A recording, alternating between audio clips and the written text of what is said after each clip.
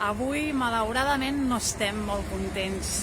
Pujant per l'avinguda Tibidabo, just davant de la torre del senyor Andreu, he vist aquesta casa tan maca, amb aquests relleus, fixeu-vos-hi, que són musses, la casa que el doctor Andreu va fer per al seu protegit, pel músic ni més ni menys Enric Granados, que aquí feia les seves petites audicions, que aquí també tenia un lloc per fer classes a l'alta burgesia i també a les filles del doctor Andreu. Fixeu-vos-hi que maca aquest baix relleu, no? Que indica que aquí hi vivia un dels grans músics de la nostra societat. Doncs fixeu-vos-hi, estan a punt d'enderrocar-ho.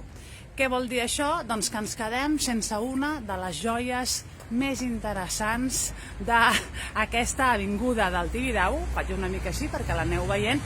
Veniu, sisplau, veniu a veure-la. És justament davant de la torre del senyor Andreu, del de les pastilles de la tos, abans que destrueixin una casa, que és una casa que és patrimoni nostre, que és patrimoni de la música i de la cultura catalana i que un cop més, doncs, malauradament ens ho estem carregant. Realment l'avinguda Tibidabo és una avinguda molt conflictiva per a aquestes coses.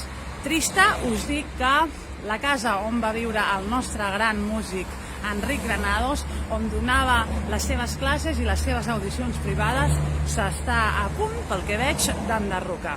Veniu a veure-ho abans que ja no hi sigui.